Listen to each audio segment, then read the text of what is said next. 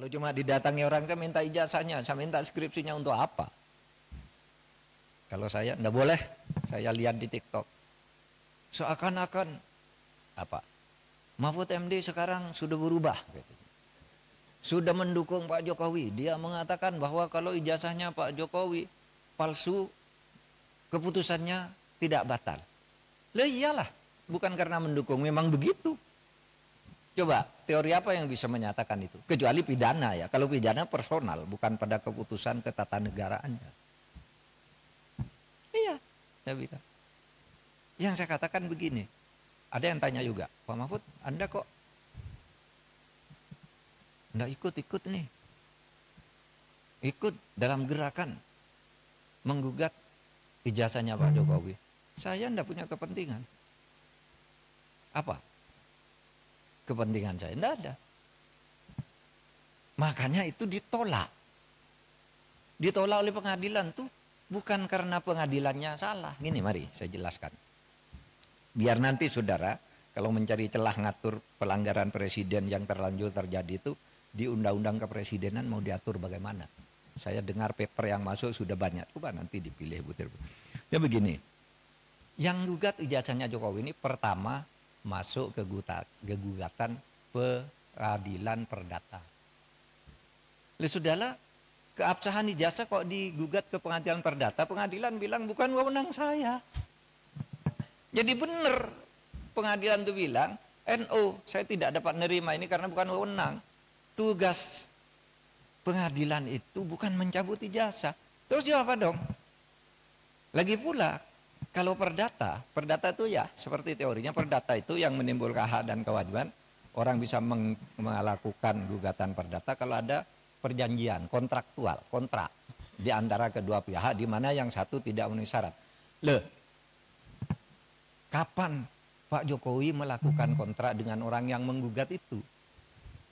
Mewakili siapa dia? Iya kan?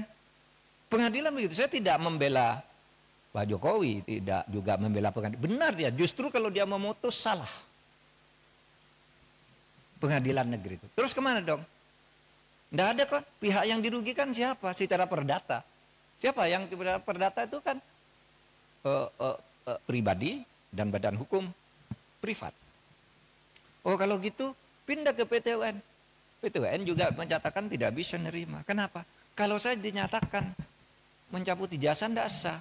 Seharusnya Anda minta, kalau mencabut ijazah itu minta ke UGM.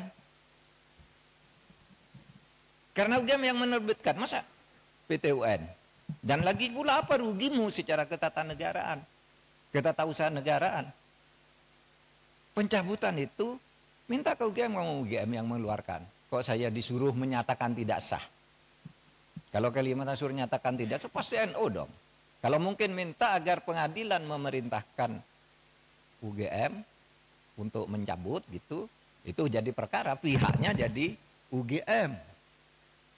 Maka saya bilang, wah UGM tidak usah melibatkan diri lah, apa buang-buang waktu begitu. Dan orang tidak berwenang juga. Lembaga hukum perdata privat, kelompok orang datang ke UGM memaksa saya meminta lihat ijazahnya Pak Jokowi, tidak bisa. Kalau begitu setiap orang bisa datang ke sana minta melihat ijazahnya Pak Mahfud itu apa. Gitu. Misalnya, saudara nulis nih kayak ini. Profesor Dr. Muhammad Mahfud MD SHSU, benar. Tapi sekarang yang beredar, Profesor Dr. Muhammad Mahfud MD SHSU MIP. Yang di kepres yang terakhir itu ada MIP-nya. Saya tidak pernah mengusulkan nama MIP itu.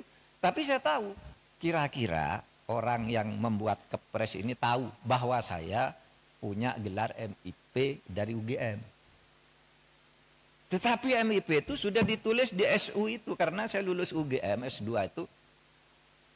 Waktu itu lulus, tahun 87 itu gelar S2 UGM namanya SU, Sarjana Utama. Sesudah itu ganti MA, Magister Artium.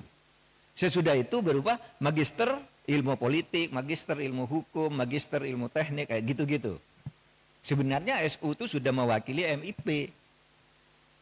Kalau orang lalu minta ke pengadilan cabut, cabut, saya tidak masang sendiri, saya tidak tahu. Mungkin pada waktu itu yang ngetik kepres saya itu Pak Pratikno, karena saya lulusan di sekolahnya Pak Pratikno atau Pak Ari Dwi Payana. Nah, sebab itu sekarang saya katakan kalau gitu masuk ke pidana. Nah, kalau ke pidana itu kan masuk ke pidana. Malah yang dihukum orang yang menyebarkan berita bahwa ijazahnya palsu. Dihukum bener, ya dihukum, masuk penjara 2 orang. Karena apa? Dianggap menyebarkan berita bohong. Sekarang masih di penjara, belum keluar. Malah yang punya ijazahnya tidak dipersoalkan. Sekarang jalurnya sudah masuk, tinggal politisnya bisa enggak? Karena yang dilaporkan sekarang, ya, yang dilaporkan sekarang itu adalah pemilik ijazah dan sudah dilaporkan ke Bareskrim. Nah, kalau itu arahnya udah cepat, tepat, tinggal hukumnya nanti dinilai benar apa tidak. Itu palsu. Nah, kalau gitu UGM boleh hadir, dipanggil pengadilan. Kalau cuma didatangi orang, saya minta ijazahnya, saya minta skripsinya untuk apa? Kalau saya enggak boleh. Sudah benar tuh UGM. Gitu. Nah,